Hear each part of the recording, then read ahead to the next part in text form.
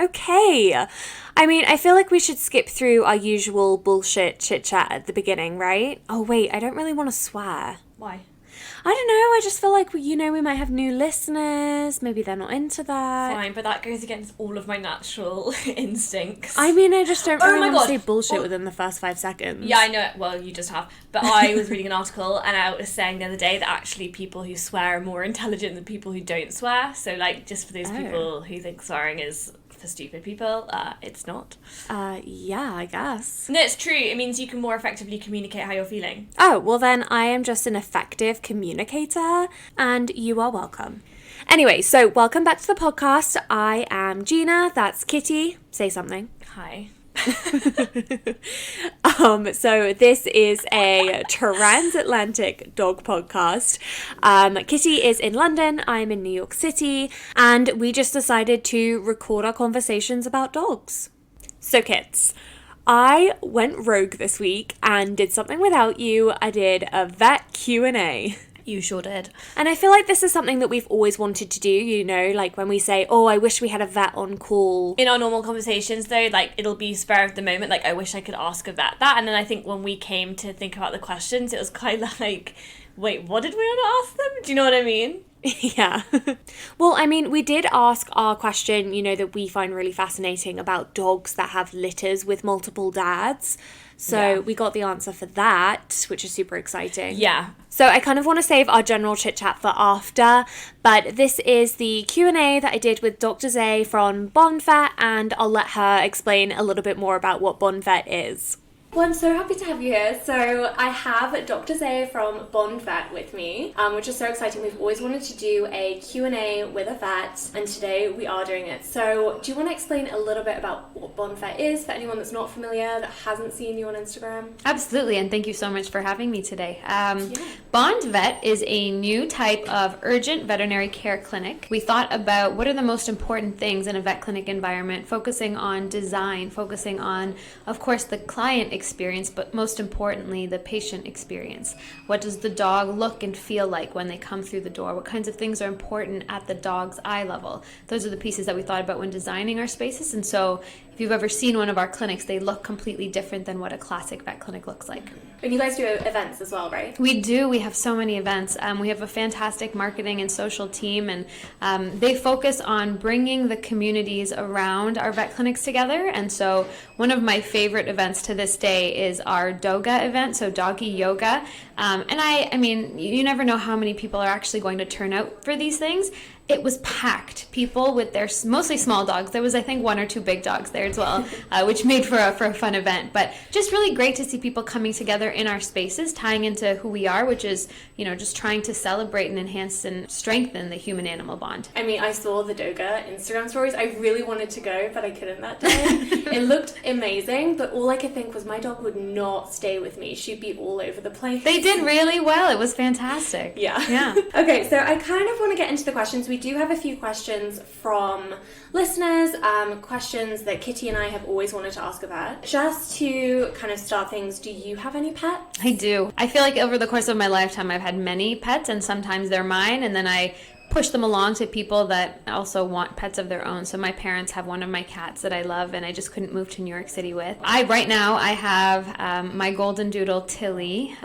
She's about a year old. She's a bag of beans. I love her. And then up until more recently, I also had a foster kitten that could have easily turned into a foster fail, but had to find him a really, really good home and was successful in that. But yes, I have a dog and a cat right now. Do you have a favorite animal? My favorite animal is actually the elephant. There's a few reasons why, but even talking about them gives me goosebumps, just because I think that they are such magical, large, fantastic creatures. They look like they're prehistoric. They look like they're from the dinosaur era. But I've spent time working with them. I've spent time just visiting with them on safari, in zoos, and then also in Thailand with ones that were abused previously. Oh, wow. And they're just such emotional animals, and I think that we don't give them enough credit for what they actually can do. So you hear about these stories where elephants will walk past, while they're trekking, they walk past old elephant bones, and they'll stand and stay there for hours, almost like they're paying their respects. And I think that's so cool and crazy at the same time. I think there's a lot to learn about them. And you said you worked with elephants before. Is that something you'd want to do in the future? Oh my goodness, anytime. Yes, if anyone out there has any elephants for me to look after, please bring them my way. Gosh, I guess I haven't really thought about like my retirement plan, but that could be something that I dedicate my life to. Spending time rehabilitating older elephants, I think that would be really, that could be really amazing. Yeah. And then, so when you got Tilly, what kind of went into choosing the breed and choosing Tilly? Choosing dog breeds is such a loaded question too, right? Because I think, and I was thinking about this just yesterday even, that there are so many different aesthetics to dogs, right? Ones that shed, ones that don't shed, ones that tend to be a little barky but are smaller, ones that are bigger and take up more room, need a little bit more exercise but can be a little bit lower maintenance. And I think that it depends on, when we're looking at dog breeds, what are those things that are the most important to us? And so for me, those are things like shedding. It's also a dog that's able to function in a city and not get overwhelmed with all the sounds and the sights. Dogs that get along really, really well with other dogs, because there are so many dogs in the city, and you want a dog that you can, pop into daycare and to be able to get their zoomies out over the course of the day without being worried about how they're going to interact. And so a fair bit of research around that. And then of course size, I think, is fairly important. I don't know that I would be able to, I'm like 105, 110 pounds myself. I don't know if I could lift a Great Dane, though I love them as dogs and pets. I think they make phenomenal pets, but there's a lot of these little minuscule things that go into why we pick a dog breed specifically. Landing on the Golden Doodle, it was just the mix of, I love Goldens. I think purebred Goldens shed a lot. They tend to require a lot more than a medium 20-pound Golden Doodle or mini Golden Doodle. And I still get the same benefits from the personality. So it's a mix of multiple things, but that's kind of what guided my choice. Okay, and then so you decided on a Golden Doodle for you and kind of where you're at in your life now, but do you have like a favorite breed that you've always wanted to have? Is that a fair question to a vet? I don't know. I think that's a tough one, because I think that I have favorites for many different reasons. I think that if you're looking at, my favorite big dog, definitely Great Dane. My favorite tiny dog, Chihuahuas, are fantastic. I really like them. I have a soft spot for old Chihuahua dogs. I think, if you're looking at what makes the cutest puppy, that's for sure a Shiba. They're just adorable. Or, what's the most regal looking dog? I think the King Charles Cavaliers make the most precious looking things. So I have many favorite breeds, I guess. I think the trickier part is that I probably have met many dogs within those specific breeds that I like a lot that then tell me about the whole breed. An example is I've worked with so many fantastic Rottweilers. There's misconceptions about their personalities, but when you meet a good one, they're really, really great. And so I have favorite dogs. I don't know about favorite breeds, but favorite dogs for sure. Okay, that makes sense. And then, so what made you decide to want to be a vet? Have you always wanted to be a vet? I feel like it's a classic childhood thing. Anyone that loves animals thinks, oh, I want to be a vet. And then you realize kind of what actually goes into it. So when did you decide to be a vet? Yeah, I can actually pinpoint to the moment at when it happened in my life. So I was 11 when I made the decision, and not necessarily made the decision that this is exactly what I'm going to do for the rest of my life, but started exploring what it meant to be a vet and tried to understand it a little bit more. I had always loved animals. I loved cats, dogs, obsessed, with horses, took care of many birds. There were always animals in my home. Either my parents were pet sitting or we were fostering. It helps also that I grew up in a home where my parents both loved animals as well. So, this concept of being around nature and going to Africa, to Safari Park with my family, that was a real thing that I did because they had a passion for the same thing. So I think a little bit of that, I don't know if it's nature or nurture, but I caught on. 11 is a pretty young age to figure it out, but I think it was a teacher that just asked us to go around the room and pick the career that we were going to focus on. I wonder if it was the end of grade 7 or 6, something like that. In that moment, I decided to say that I was going to be a vet. Didn't really know much about it, knew this concept at that age. Vets look after animals the way human doctors look after humans. I spent years volunteering in different vet clinics around my home, all different kinds of environments. I spent time with cattle, spent time with wildlife, spent time with exotic animals, and the more I spent time in these environments, the more passionate I became. That's amazing that you stuck with it, because I feel like I had definitely said I wanted to be a vet at some point, and then I just kind of veered off when I realized how much work it would be, especially blood. I'm not a needle person at all, so it definitely wasn't going to work out. Yeah, but that's amazing that you stuck with it from 11. Mm-hmm. And then, so what would you say was the highlight of vet school? Ooh, I think it's two-part. I think for one, the highlight for me personally was the people and the relationships that I was able to form. These are individuals I'm still incredibly close with. My closest friends are actually people that I met in vet school environments. We spend 60, 70 hours a week sometimes together between labs and classes and out of school activities. There's so much that happens in a veterinary school environment with such a close-knit group of individuals that I think that was definitely, the relationships that I built was a surprise to me. But separate to that, I think it's very similar to what someone would think vet school is like. There are some days where you're in class all day. You don't even really get to see the light of day, especially in the wintertime. You get there before sun goes up and then you leave after sun has already gone down. So you miss daylight, which feels odd, but there are certain days where you walk in and there's a horse lab or a cow lab, and today you're going to palpate a uterus or you're going to do a pregnancy check.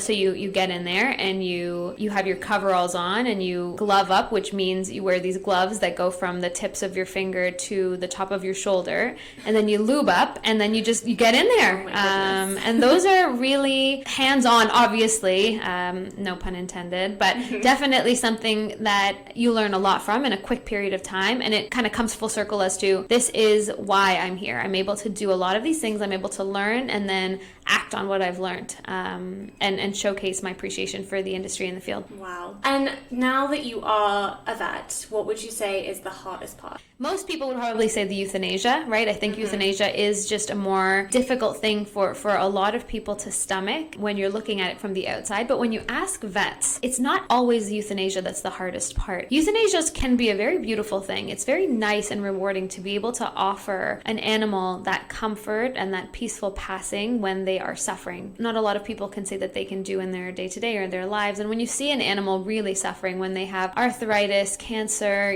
they're on their side, that it's just a waiting game at this point, being able to give them a peaceful passing where they're surrounded by their loved ones, where it's very calm and easy for them as well, is a really, really, I'm grateful to be able to offer that. The hardest parts maybe are in relation to that and are typically when my hands are tied, when I can't do what I know is recommended from a medicine standpoint because of financial constraints, or sometimes it's because of belief differences. People that come to me and want to do one thing simply because they don't believe in it, anything else. That's hard for me, especially because I'm coming from a medicine background where I know I can give you and your pet something that will fix what's going on, but you don't necessarily want to do that because you have a belief that is against vaccines or against antibiotics, or those kinds of conversations can be very tough because you end up seeing a pet leave not being able to help them, and so not being able to help a pet, that's probably harder than the euthanasia component. Yeah, it's tough. The vet industry is one that has the highest suicide rate, and I think it's because of this constant ethical fatigue, right? You're thinking,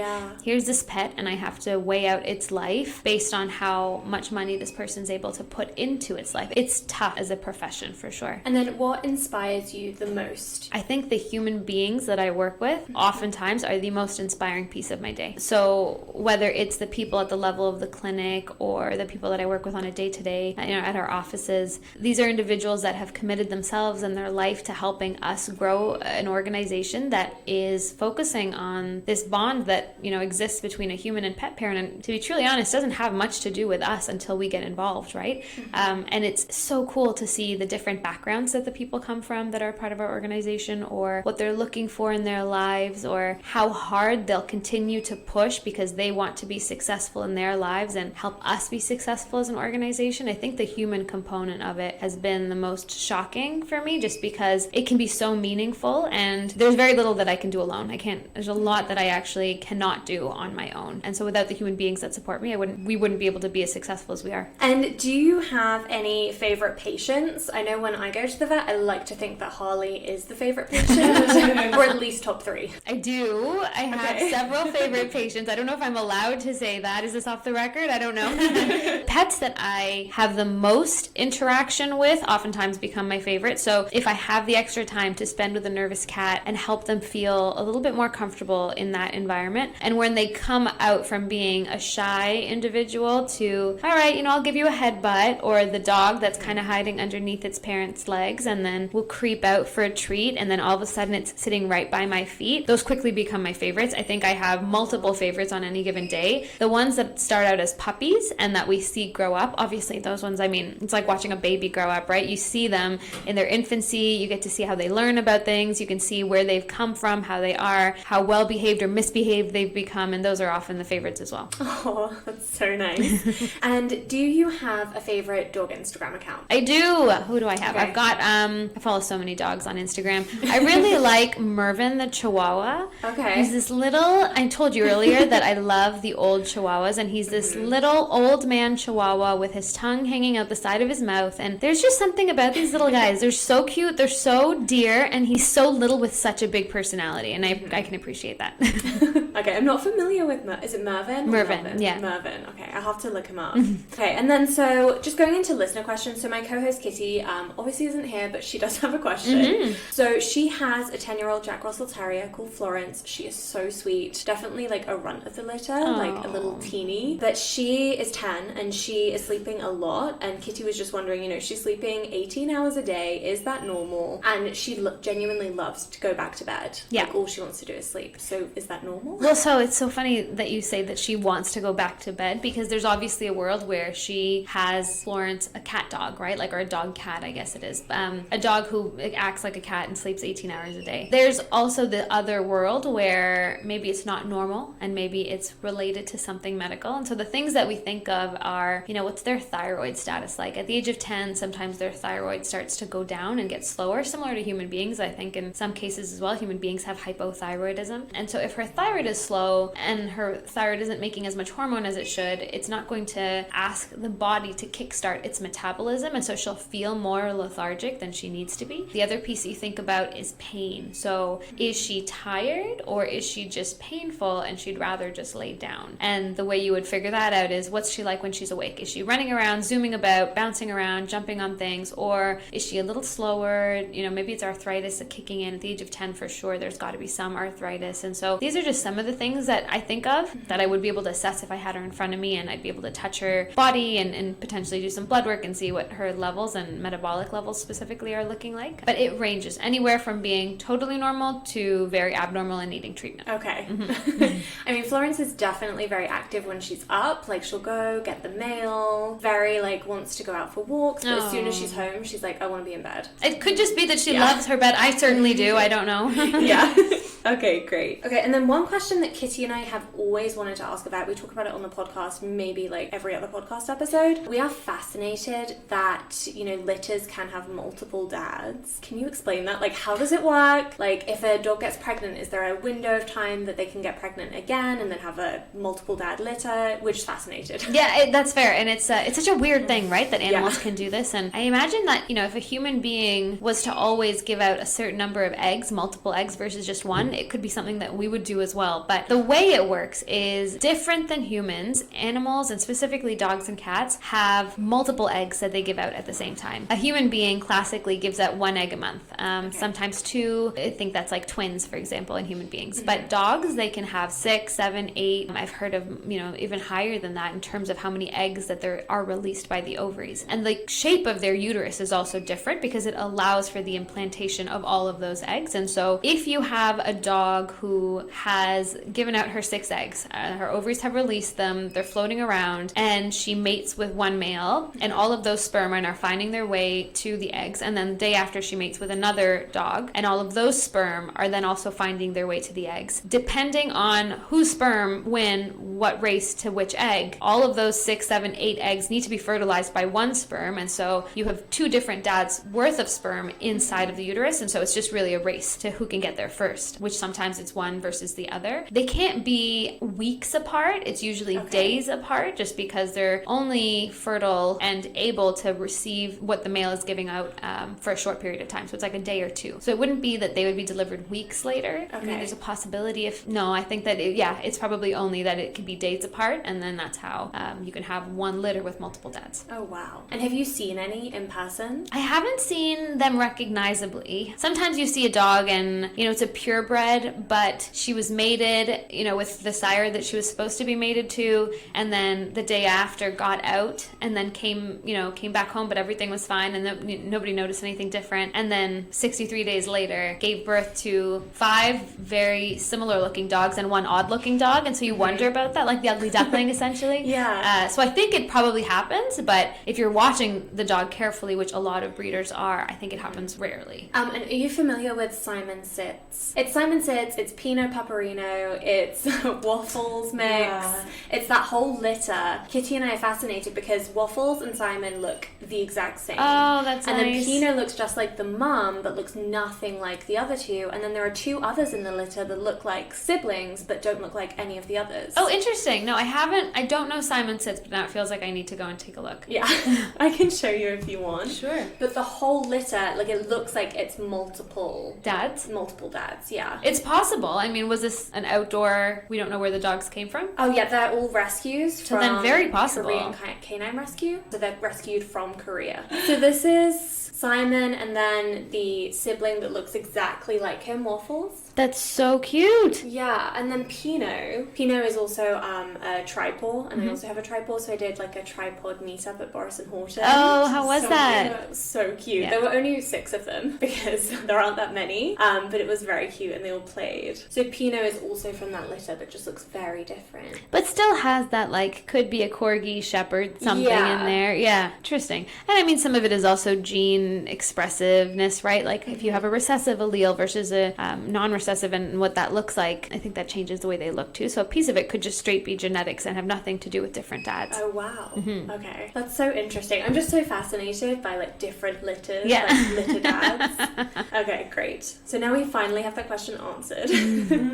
Okay, and then so one of the questions that we had from a listener is, what is the biggest thing that owners don't do to help their pet stay healthy? So for example, like a dentist would love if everybody flossed every day, but I'm sure not everyone does.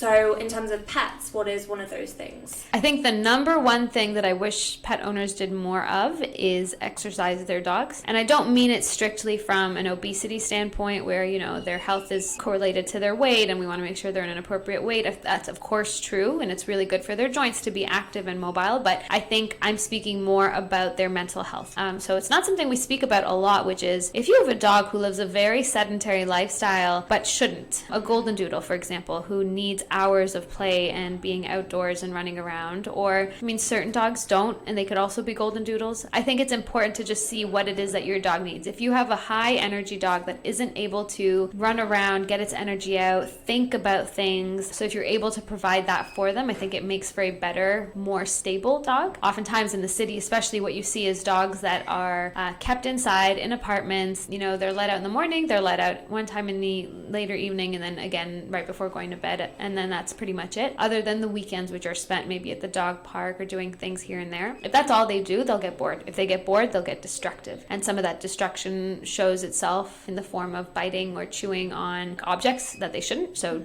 you'll see them just destroy the home, or sometimes it'll come out as anxiety, phobias. It could be stress related behaviors that you start to see. Separation anxiety is a really big one too. And so the healthier dogs are the ones that are active and doing things and it's just tired. Right, what's the saying? A tired dog is a happy dog, and it's true. 100%. And a tired dog is a healthy dog too. Great. And then so another question from a listener is there anything that you can actually treat yourself without a vet visit, like any home remedies for anything? So that answer, so yes and no. The reason I put both of those on there is because there are certain minor things that I would be very comfortable with someone tackling at home. Things like, my dog just happened to cut himself with a stick, really mild, at the dog park earlier today, or the salt that, my dog keeps walking on, it's affecting her feet, and so the bottoms of her feet are really red. Those are things that, for the former, a mild antibiotic cream or an antiseptic or medicated shampoo, that's really easy to get and to bathe them with and to get rid of bacteria that might cause an infection. For the bottoms of their feet, you can try Epsom salt baths just to soak their feet in to be able to get rid of some of the infection there as well. The part of it that gets me a little uncomfortable is is you hear a lot about essential oils being used for things. Recently, I treated a dog who had ear mites, and they had been pouring tea tree oil inside of its ear, and so it had actually ruptured the eardrum. Very low likelihood that that dog is going to be able to hear from that ear. Meanwhile, we could have very easily treated that with just a medication that's available fairly easily and not very expensive at the clinic. So the home remedies that I shy away from are the ones that feel like a little bit of voodoo, right? Like, let's sprinkle turmeric on this and see what happens. The kinds of stuff that makes sense, the kind of stuff that you would call your vet and not be ashamed to tell them, hey, this is what I'm going to try. Do you feel okay with this? A lot of vets are happy to say, yeah, give that a shot, and then if that doesn't work, then come back in. My dog threw up once. What do I need to do? If you call our clinic, we'll say, hang on, don't feed him for the next X amount of hours, whether it's 4 hours or 6 hours. If he vomits again, bring him in, but for now, just keep an eye on him. That's the kind of stuff I feel good about. The stuff that I get a little bit squeamish about is, let's take this random botanical that I found at the neighboring health store and put it on top of my dog or give it to my dog to ingest. That makes me more nervous. Okay, so at least check with your vet first. Absolutely. Yeah, okay. And then we had so many questions about food. I feel like food is just such a huge thing right now, especially like on Instagram and dog owners, with things like the farmer's dog and Ollie and all of the kind of fresh food or raw food. So questions that we had were things like, is there anything to look for when picking food? Is grain-free bad? Is kibble bad? Just everything about food. Yeah. So grain-free is actually bad for dogs. Grain-free food binds an amino acid that dogs need to keep their hearts healthy. So without that amino acid, what often happens is dogs will develop something called DCM, dilated cardiomyopathy, which changes the function of their heart and can absolutely decrease their lifespan. So grain-free is a huge no-no. It used to be something that we thought was fine, and prior to that we even thought it was good, but now more research is coming out to say, hey, hang on, it's actually a very bad thing for dogs to ingest over long periods of time. If you have a dog that's on a grain-free food, all is not lost. You just have to give them the supplementation and change their food to a grain food. So that's a good reason to chat with a vet if you have your dog on a grain-free diet and it's been there for a long time. In terms of fresh food, I love fresh food. So kibble isn't necessarily bad. We've been feeding it for decades. So I don't think it's a bad thing necessarily. It's nutrition, it's nourishment. It has the metabolites that they need, the electrolytes, the minerals, the protein, the carb, the fats. It's balanced. It's an easy way to give them a balanced meal. But by comparison to the option of fresh food, I much prefer the ability to give my dog something that I myself would eat. The closer a food is to its natural state, the better it is for that animal. Similar to human beings, right? A smoothie where we have frozen or processed fruits and vegetables is less healthy than if we were to use fresh fruit in that same smoothie. So it's the same application to us. I love the idea of fresh food. It's just not always cost efficient. Okay, and then so fresh food, is that completely healthy for the dog? So yes, if it's balanced. Okay. If you have a food that has the appropriate minerals, electrolytes, I mentioned earlier, carbs, fats, protein, if it's balanced in that regard for that age, so say you have a 6-month-old puppy, I don't think there are very many foods out there that have the balanced needs for a puppy right now. I'm sure they'll come up over the next couple of years, but if you have a fresh food for an adult and it's balanced, and the way we look at balanced is there's two ways. There's a website called, it's actually just www.balanceit.com, that you have the option to speak with a veterinary nutritionist with. This is what I'm feeding my dog, this is the age, this is the activity level, and then the nutritionist on the flip side will say, yeah, that works, or you need to add this, or you're not getting enough of this. And so that's a really nice, easy way to connect with a vet nutritionist just to make sure that what we're feeding is appropriate. And the secondary way to think about balancing food is through AAFCO, AAFCO. So it's a regulating body that looks at nutrition for dogs and cats, actually, just for different life stages. And they'll say it needs a minimum of blank amount of potassium, blank amount of calcium. And so if the food that we're feeding matches those requirements, then you're good. And then another thing with food is another trend going on, like a raw diet. What are your thoughts on a raw diet? It's definitely more controversial than just cooked fresh food. I think that's because we're releasing Salmonella, E. coli, a lot of potential pathogens into the life of a dog, where humans, potentially babies, are interacting with them as well. So there's a risk there for human health safety for sure. Not to mention if you have a dog who's just unable to kick minor infections because of something else they have going on, and now we're giving them straight bacteria to eat, it can be harder for their bodies. I'm not completely against it. I think that there's a time time and a place and a certain type of dog. I've seen dogs do wonders with raw food diets, especially for their skin, which I don't know why that happens, but dogs that have, been allergic their entire lives switch to a raw food diet, which is vastly more expensive than kibble, right? We're talking like $20-$30 a day, and their skin improves significantly. So I think there's probably more research that needs to be done. The hard part is the people that need to do that research probably won't, because those are the same people that need to sell the dog food. So it's, I think, a little bit of missed interest there. There were so many questions about food. It's so topical right now. Okay, so things like the farmer's dog, is that completely, you would recommend that as well? I love the farmer's dog. Yeah, they have an AFCO statement, so they meet the guarantee by AFCO for nutritional requirements. It's easy to get. They have great quality control measures. The food arrives in a pretty good packaging as well. So yeah, I like that brand. And then, so actually this is the last question, and it's one of Kitty's questions. It's another just random question. Are the amount of spots on a Dalmatian hereditary? It's such a funny question because no one really knows. We know that genetically they have to meet certain requirements to pass along the gene to be able to express those dots. The question mark becomes, at what point does the number become something that's even? How many should appear? And it's skin. What we're dealing with isn't necessarily spots, it's the color and pigmentation of the skin, because the fur grows as the color of the skin in that area. There's a study that went down that they tried to look into it, and they weren't able to conclude why it's even expressed, so it's hard to know. There is absolutely a genetic component to Dalmatians having spots, but two Dalmatians that look the same won't necessarily produce Dalmatians that look like mom and dad. So there's something else there that we just don't understand. Okay. It's one of Kitty's concerns. Her dream dog is a Dalmatian. Oh. And obviously when you go see a litter, they won't fully have their spots, and so you'll never know what the spots will turn out like. Exactly. Yeah.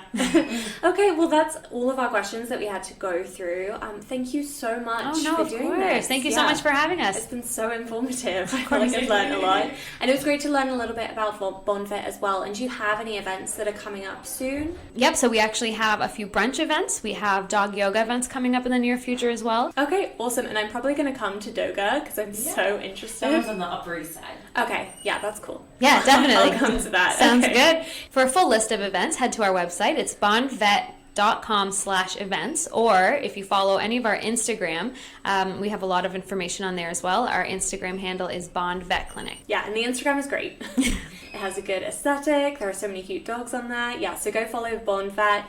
Great, and then I guess we will do a review of some of the events, especially Doga. Please be there. Yeah, we look forward to it.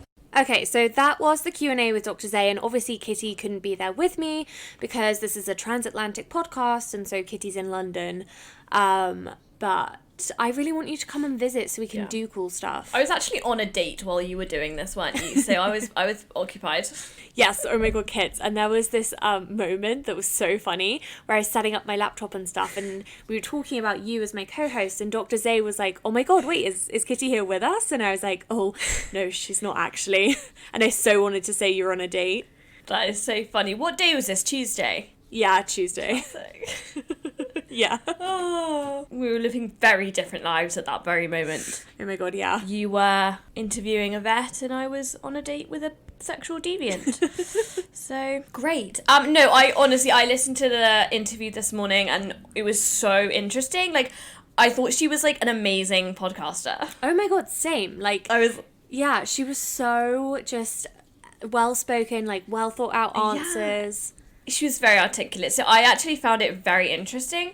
I don't know how you want to examine or how you want to... I mean, just was there anything that came up for you? Anything you want to discuss? Well, I was very interested in the Dalmatian question because obviously I love Dalmatians, and I was like, just completely forget that it's their skin. Yeah, oh my god, yeah. That the spots are their skin colour. Like, I just find that so weird, and I was looking at my dog and I was like, yeah, like, that's because her skin underneath is different colours. Yeah, do you know what that makes me think of? What? Is my foster that I had, Strawberry, you know, that had severe mange. Yeah, and like all her fur was missing, but her skin was pink with black speckles. Oh, I loved that dog. I was down for that dog. Yeah, she was a very special type of foster. She was. I also have to say, one of the other things I really picked up on and enjoyed listening about was when she was talking about like different breeds and why she chose the breed she has and what she would think about when picking a breed. I was like, I wish I was more like that, because right now I'm like, I want to breed because it looks nice. And I was like, she's so right. There are so many different factors you have to think about. Like,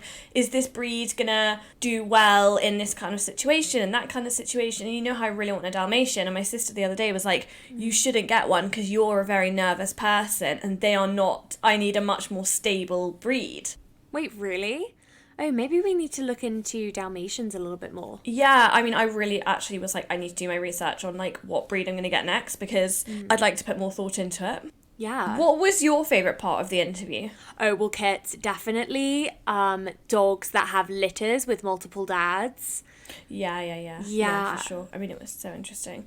And then, Kit, I was at drinks on Friday and everyone was like asking me about the podcast and about the Q&A with the vet, and they were like, oh my god, what did you ask? And then I was explaining, oh well, one of the questions we always wanted to ask was, you know, how does a dog have a litter with multiple dads? And then it just became like a topic of conversation while we were like drinking margaritas. I just thought it was so funny. Yeah. And everyone was so into it. It was great. Yeah, I mean, it's so interesting. I really like need to see a family, like a mum and the dads and the babies. I like need to see how different the kids can look. I mean, I think we should just do a whole episode on it and find litters that they know have different dads and, you know, just make a whole episode out of it. Mm-hmm. Oh, you know what was so interesting as well is that, you know, she was talking about Simon Sitz and, like, didn't automatically say they were different dads. Yeah, I was also listening. That was in the interview. Yeah, I know it was in the interview, but, like, so interesting. Yeah.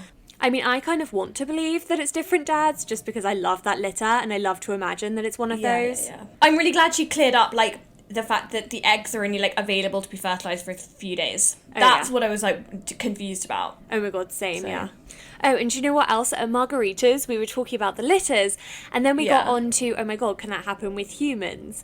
And then Michaela texted me a screenshot, and it was of her Facebook. You know how, like, Facebook listens to you? And it was, like, a story about twins with different dads. Fucking Facebook. I know, fucking creepy, but how weird. Oh, that's what I was going to say, and I can't remember what it was. Oh, sorry. Oh yeah, well obviously she was talking quite a lot about Florence. Yeah. And as I was listening, I was like, whoa, mate, I've so over-exaggerated. She doesn't sleep 18 hours a day. Oh. Like, that's ridiculous. Because as I was listening, I was, like, tidying up my house, and she was, like, running around, playing with her toy, and I was like, oh, God, people are literally gonna, like, be DMing me, being like, your dog needs to see a thyroid specialist. No, honestly, she's fine. She's definitely not... I would know if she was, like, lethargic or, like, in pain. Like, she's not. I think she just generally loves being warm and cozy. Oh, yeah, like she loves to cuddle up with a hot water bottle. Yeah, but I think that's pretty normal. Yeah. She doesn't like being cold, that's the thing. So I open my door to the garden, she doesn't want to go out because she doesn't like being cold. That's what it is. I was just like on the other end of the line, like embarrassed. I was like, oh God, I've really... I mean, I'm sure Florence is No, fine. it's fine. Yeah. I really want you to be there. I think we should do another Q&A with you there. No, I'm so bad in those situations, honestly. And also, like, I'm just, like, want to be funny. I don't want to be professional. When she was talking about, like, how she loved older chihuahuas, I was like, oh, Han, I can't get on board with an older chihuahua. Oh, my God. Oh, Gina, this is what we need to talk about that's not to do with this vet Q&A, but did you watch Jenna Marbles' new video? Oh, my God, I haven't. Sorry. Okay, you need to do that. I know, yeah. I mean, maybe we could save it for next week. Yeah, sure. Okay, I mean, anything else noteworthy you want to bring up? I don't think so. I genuinely, it was so insightful. I really enjoyed it. Yeah. She came across so kind and caring about animals. It made me so happy that, like, those are the kind of people that you send your pets to when when they're unwell. I don't know. Ooh, you know what else I found really interesting was when she was talking about the hardest part of being a vet. And obviously I think everyone would assume, you know, like euthanasia. But I think that's something that if I was a vet, I would be okay with because, you know, it is taking away pain. Yeah. I just didn't really think about that you would have to deal with owners that aren't doing what is best for their pet medically or, you know. I was like, that's such a good point. I would really struggle sending a dog home to a family that I didn't think was, like, looking after it properly. That's what I would struggle with. So I completely understood that. I mean, to be completely honest, I think Bond Vet's clientele probably isn't that type of person. Yeah. I mean, you've seen Bond Vet. It's just very much like young NYC dog mum, you know, that like picks a vet that looks nice. Yeah. Not for people like my dad. Oh my gosh, no. Who were like, the dogs are fine sleeping outside. Oh my God, can you imagine Will taking Gus? I mean... My dad, once when our Springer Spaniel ran away and someone took him to the pound because he'd like run away, my dad like showed up like without like a dog lead, and they were a bit like, Oh my God. mate, what kind of dog owner are you? Like, you've just shown up here, like, how are you gonna get your dog home? You bring a fucking dog lead. I mean, I just think your dad is just more traditional as a dog owner. Yeah. I think a lot of dog ownership is like culture as well. Like, do you know what I mean? I mean, I think it's so cool that, like, all your dogs have been trained by your dad, you know, and they can all just be off-leash, like Titus, Gus, they're all so good. They've been so good, but my sister was like, it's because they're Labradors, and that's why my sister thinks I should get a Labrador, because they're very reliable and very easy to train and, like, very dependable. And, like, she's kind of right. I guess. Just because I'm a very nervous dog owner, because I have such bad anxiety myself. I mean, I thought Dalmatians were stable, no? I don't think so. My dad used to have one. Oh. And he said it was a fucking psycho. I mean, I guess it depends on the dog, doesn't it? No, I know. Like that Dalmatian that I see at Prospect Park. I mean, granted, its owner is a dog behaviourist, but still, like, you're just going to have to work. Yeah, I think I would just have to put a lot of work into it. Yeah, like, it's going to be a whole project. Yeah. And I think that's nice, though, to just work with the Yeah, dog. I mean, I really want one. I think I should do it, but I'll think nearer the time when I'm, you know, in a place to get another one. I'm not quite in that place yet. Anyway, so no, I really, really enjoyed it. I really want you to go do Doga as well. Yeah, oh my god, Doga's already sold out though, so it'll have to be next time. But anyway, I feel like we should keep this short. We've had the Q&A. Yeah, and like honestly, I really need to go and have a shower and like belt out A Star Is Born soundtrack, so Right. really important things to do. Yeah. And you know what I'm going to do, kids? I'm going to go back to bed with my dog and go on Instagram and look at dogs that have classically had dog tails and like see what their tail is like. You know, like I sent you those Rottweilers. I just can't believe they have a curled tail. Well, that's exactly how I felt when I found out boxers also had a curled tail. I had no idea. They just look so different. It's really weird, yeah. Corgi tails I also find fascinating because they're so pointy and fluffy. Well, that's what I'll be doing. That's really fun. Okay, well, if you are a new listener to this episode, make sure you are subscribed because we have so many more exciting episodes coming up. And make sure you're following us on Instagram. It is at That's So Fetch Podcast. Thanks so much for listening. We will be back next week. Thanks, guys. Ooh, should we end with some dog ASMR? Yeah, I don't think my dog's going to do any. Oh, I hear Grandpa. Hold on, noises. shh. It's the best I can get out of her. Oh my god, I love it. Wait, I want Harley to do some. Oh, she doesn't do grandpa noises though. So jealous. Oh, she's just wagging her tail. Okay, lame.